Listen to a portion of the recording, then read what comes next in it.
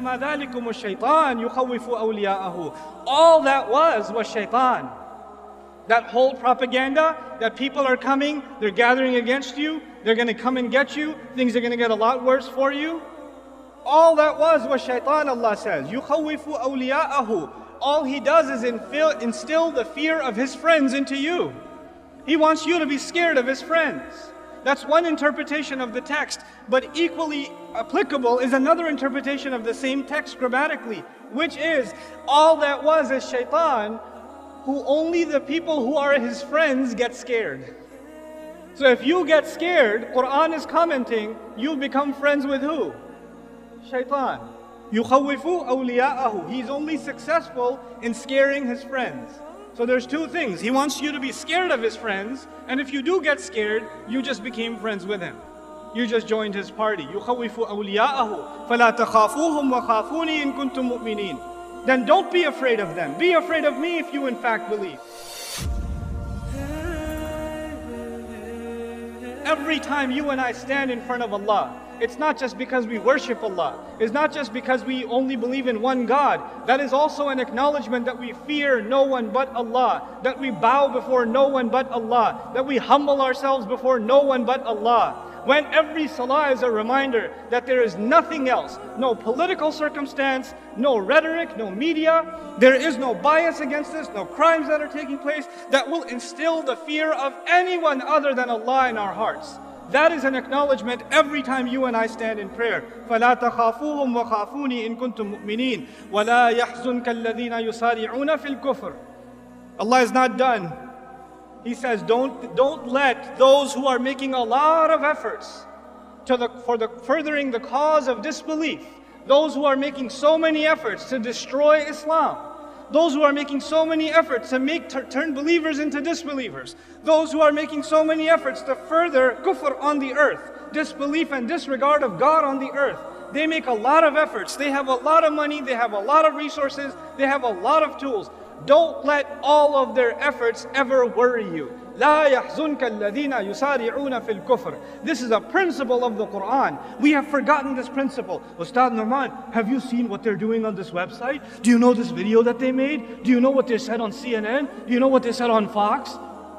Why don't you just recite لا يحزنك الذين يسارعون في الكفر? Don't let their efforts and their schemes and their propaganda ever worry you. إنهم لن يضروا الله شيئا. I love this part. إنهم لن يضروا الله شيئا. They, no doubt about it, can't harm Allah at all. I'm baffled by this statement. Allah said, don't worry about their schemes and their plans and their plots and their propaganda. They can't harm who at all? They can't harm Allah at all. I'm not worried about them harming Allah. I was actually kind of worried about them harming me. So I was expecting Allah will say, don't worry about their schemes, they won't harm you. But Allah says what instead? Don't worry about their schemes, they can't harm Allah. Why is that? Because Allah is our protection.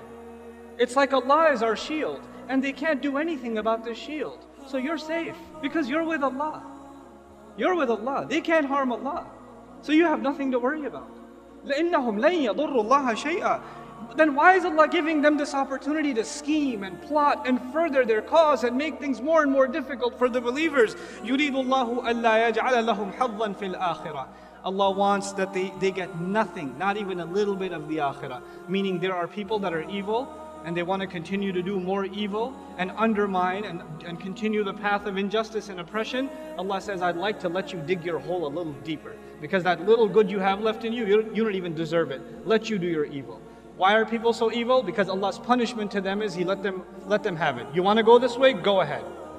Go ahead. وَلَهُمْ عَذَابٌ عَظِيمٌ. They have great punishment standing before them. Instead of being afraid of them, the Quran makes us feel sorry for them. They're digging their own hole.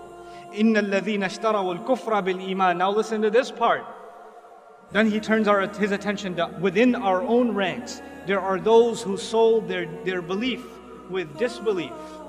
There are those who under the pressure of the enemy said, this Islam thing is too much. I can't handle it. I can't handle, the way people look at me, the way people think about me. I'd rather sell this off and be like everybody else who's disbelieved, so I'll fit in better. Allah says about them, لَن يَضُرُّ اللَّهَ شَيْئًا. What do you think? They're going to harm Allah? They can't harm Allah at all. وَلَهُمْ عَذَابٌ أَلِيمٌ. And they have painful punishment coming before them. This is about those who sell their deen. May Allah not make us of them. وَلَا يَحْسَبَنَّ الَّذِينَ كَفَرُوا إِنَّمَا نُمْلِي لَهُمْ خَيْرٌ لِأَنفُسِهِمْ. Don't allow the disbelievers, the enemies of Allah's deen, don't allow the vicious enemies of the Prophet ﷺ to ever think, don't you dare think about them, that the stuff that they do is good for them. The extension Allah has given them is good for them. I'd like to give you an analogy here so it'll help you understand what's happening in this ayah. You have a rabid dog, a crazy dog who goes and bites whatever.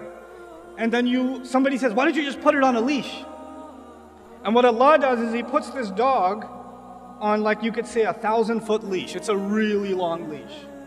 The thing is, for 999 feet, this dog thinks that it's running free. Doesn't it? If you put it on a 1-foot leash, it can't move. But if you put it on a 1,000-foot leash, it's going to run around and never feel like a choke. But Allah says, I only extend for them, release them, give them more room. You want to do evil stuff? You want to do kufr stuff? Go ahead, do more. Try to hurt the cause of Islam more. Propagate lies against Allah's Prophet more. Say vicious things about the Quran more. Go ahead, go ahead, go ahead. Because that same dog, when it's running full speed and it hits foot 1,000, what happens to him? He gets choked, doesn't he? And that choke is way harder when he's running full speed than it would have been if it was 1 foot long. That's the plan Allah has for them. Let them dig their hole. Let them choke themselves. إِنَّمَا نُمْلِي لَهُمْ لِيَزْدَادُوا إِثْمًا. We only give them extension so they can earn more sins. وَلَهُمْ عَذَابٌ مُهِينٌ الْجَزَاءُ مِنْ جِنْسِ الْعَمَلِ كَمَا يُقَالُ. Allah says, and they will have humiliating punishment. Why did Allah say they have humiliating punishment? Allah usually says great punishment, painful punishment, but this time He says humiliating punishment. Why? Because when they try to humiliate the deen of Allah, then the only fair punishment is that they shall face humiliating punishment. Then Allah turns His attention to you and me and says, مَا كَانَ اللَّهُ لِيَذَرَ الْمُؤْمِنِينَ عَلَى مَا أَنْتُمْ عَلَيْهِ. Allah is not one to leave you alone in the state that you're in. Allah will not just leave you be and let you just think that you have faith. حَتَّى يَمِيزَ الْخَبِيثَ مِنَ الطَّيِّبِ. Until He can separate the good ones among you from the filthy ones. Some of you have filth inside of your hearts, and when the state of fear comes, and the pressure comes, and the stereotyping comes, some of you will abandon your faith, and that filth in your hearts will take over whatever good you had in it. Allah says He will put you and I through terrible, difficult circumstances so He can separate the filthy from within the ummah.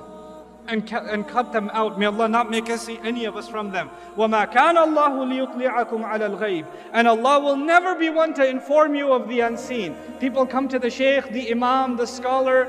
They come, what do you think? When is all this fitna going to end? When are things going to get better? Allah says, Allah is not one to inform you of the unseen. I'm not going to say 3 more years, watch, everything's going to be better. No. That's actually what I've heard in churches. I go to church to hang out sometimes just to see what they do. I've been.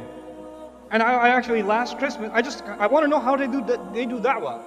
How did they get 100,000 people inside of a stadium and preach? So I went to listen. What do these guys do? And they're like, this year is going to be a great year for you. The Lord's going to take care of everything. You're going to get yourself a promotion. And that divorce is finally going to be filed. And you're going to do great this year. Because the Lord promises it. I was like, what? Lord promises this year is going to be great? We don't have that in Islam. Like, is this year going to be better than next? When is Allah going to finish this fitna? Or when are things going to get better? Allah told us very clearly, so we're not deluded and we don't even ask that question. Allah will never be one to tell you what's going to happen in the unseen. And the future of the ummah is in the unseen. وَلَكِنَّ اللَّهَ يَجْتَبِي مِن رُسُلِهِ مَن يَشَاءُ. However, Allah does select from His messengers whoever He wants. Meaning Allah chose His messenger and decided to tell him what you need to know. Focus on what Allah told you and not what Allah did not tell you. Don't get obsessed with things that Allah Himself didn't give you. If it was valuable for you, Allah would have given it to you. So don't be so obsessive compulsive about unnecessary details. فَآمِنُوا بِاللَّهِ وَرُسُلِهِ وَإِن تُؤْمِنُوا وَتَتَّقُوا فَلَكُمْ أَجْرٌ عَظِيمٌ. Then just believe in Allah and His Messenger. And if you can continue to believe and continue to be fearful only of Allah, then you will have great punishment, great reward rather. What else do you want? Just have faith and be fearful of Allah. In the most toughest of times, Allah is telling you that's the only two things you're going to need. Everything else will work itself out. Don't focus on the problem. وَلَا يَحْسَبَنَّ. And finally, the advice to you and to me. This is the last thing I'm sharing with you, I promise. وَلَا يَحْسَبَنَّ الَّذِينَ يَبْخَلُونَ بِمَا آتَاهُمُ اللَّهُ. And don't you ever think about those who are cheap, greedy, miserly with what Allah has given them. That they hold on to what Allah has given them. Min fadli, from His own favor. They didn't earn it, that's a favor of Allah on them. Huwa khayran lahum, that's good for them to hold on to their wealth. This is the time. This is the time where the young people, they're going to have to give up their free time that Allah gave them. Their free time cannot go into 8 hours of video games anymore. There's no time for you to watch the next Netflix and Amazon series. You don't have that kind of time. You're the Muslim youth.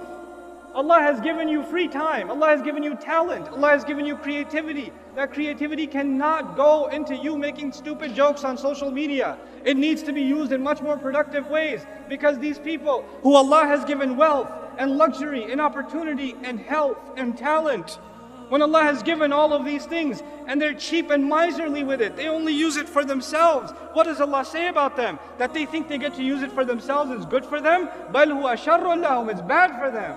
فَيُطَوَّقُونَ بِمَا بَخِلُوا بِهِ يَوْمَ الْقِيَامَةِ. The very things they were cheap with, the very things they were greedy with for their own, are the very things that will be turned into a rope around their necks, choking them on the day of resurrection.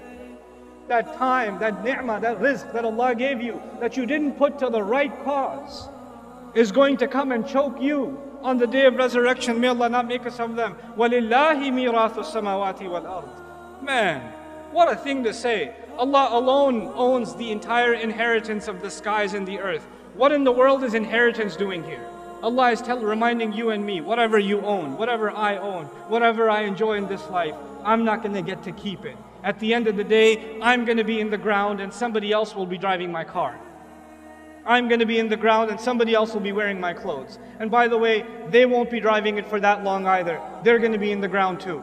Somebody else will be living in that house 100 years from now. Somebody else is going to be, eating the fruit of that tree that I have in my backyard. It's not going to be mine. And at the end of it all of it will be given in inheritance back to Allah. It's Allah's. Because everybody will be gone. Understand the temporal nature of the material world.